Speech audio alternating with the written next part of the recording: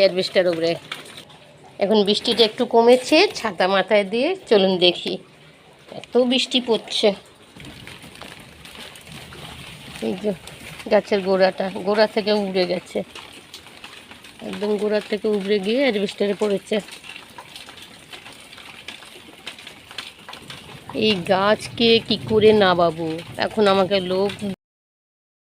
এই যে পেঁপে গাছটা কাটা হলো, এই যে অ্যাডভেস্টারের উপরে পড়ে গিয়েছিল দেখেছেন। পেঁপে গাছটা কেটে এই একটা গাছও হাফ কেটে দিয়েছে।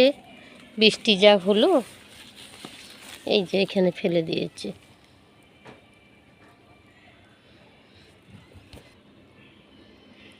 পেঁপেগুলো বড়ও হয়নি, কত ছোট ছোট পেঁপে।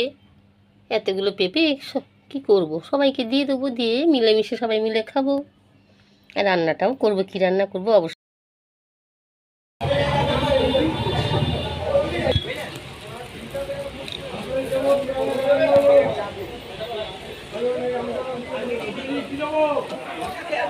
পটল পটল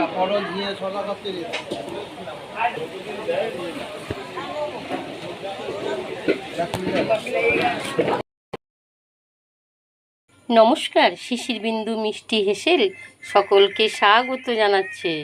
এখানে দেখুন পটল আছে, অল্প অল্প খোসা ছাড়িয়েছি। কচি পটল হলে খুব ভালো হয়। দই পটল তো খেয়েছেন, আজকে দই ভাপা পটল করব। মেনুটা দেখে নেবেন, কী কী লাগছে এটাও দেখে নেবেন। এখানে দেখুন গোবিন্দভোগ চাল বা চীনা বাদাম, সাদা তিল, চালমগজ আর কাঁচা লঙ্কা, এটা একসঙ্গে পেস্ট করে নেবো। আর কী কী দেবো ভালো করে দেখে নেবেন। কড়াইতে তেল চাপিয়ে দিয়েছি।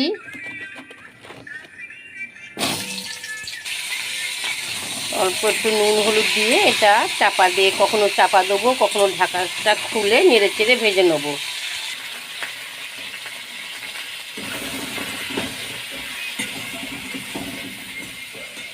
গ্যাসটা কমিয়ে ঢাকা দিলাম মিনিট খানেক।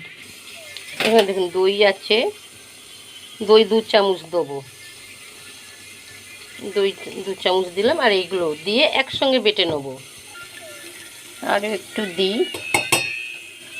সব একসঙ্গে বেটে নেব। সব দিয়ে দিয়েছি।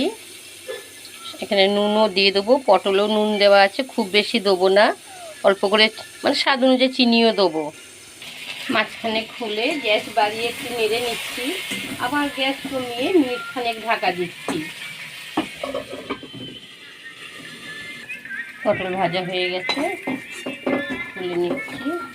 মাঝখানে ফাঁকা করে দিয়েছি, তেলটা মাঝখানে হয়ে গেছে।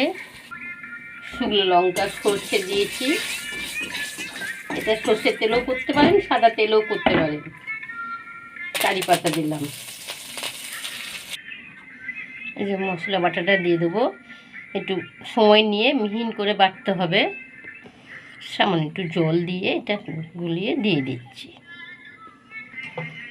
2 চামচ দুধ দিয়ে দেবো।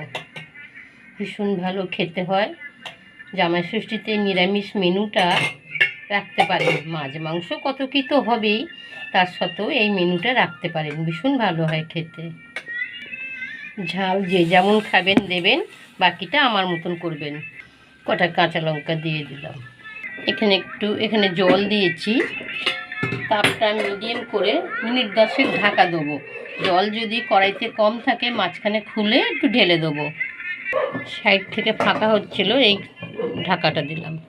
মাঝখানে একটু জল দিয়ে দিয়েছিলাম, 20 মিনিট ঢাকা দিয়েছি। আমার এটা হয়ে গেছে, সুন্দর গন্ধ বেরিয়েছে। আমার চ্যানেলকে সাবস্ক্রাইব করুন, ভালো লাগলে অবশ্যই একটা লাইক দেবেন, আর বেল আইকনটা তো অবশ্যই দেবেন।